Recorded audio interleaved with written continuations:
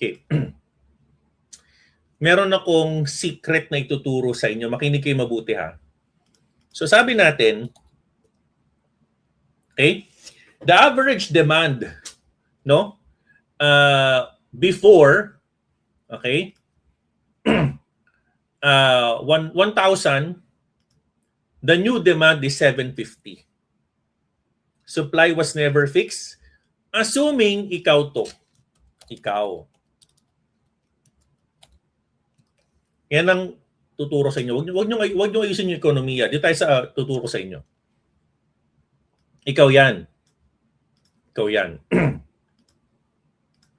Right. Okay?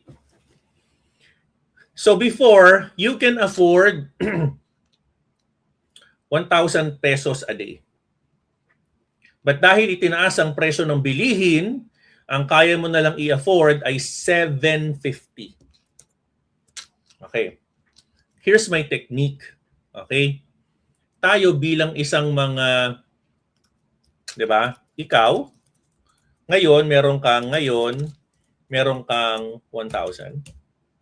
Dahil tumaas ang presyo ng mga bilihin, ang kaya mo na lang bilhin, purchasing power mo is 750.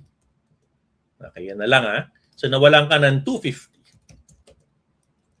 Here's what you need to do. Tip. Okay? Find a way, okay, to double your income so you don't worry of your purchasing power. Okay?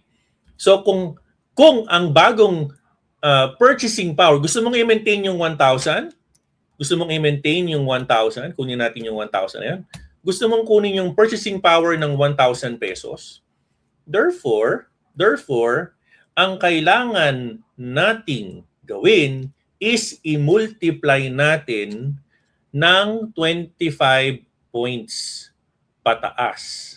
So para makuha mo pa rin yung 1,000, pwede maging 1,250. Diba? So you still get your 1,000 purchasing power. So ibig sabihin, ang trabaho natin ngayon is gumawa ng paraan para tumaas ang income mo. Bakit? Sige, problemahin mo ang gobyerno. Ewan ko lang kung ma-solve mo yan today. Di ba? Lahat naman tayo, pati ako, apektado ako. Taas na presyo ng gas, blah, blah. So, kaysa magkanda kuba ka mag-isip, pumuti na yung buhok mo kakaisip, di gumawa tayo ng paraan.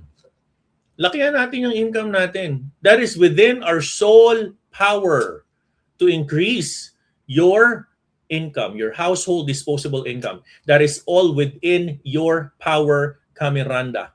That is all within your power to improve your income.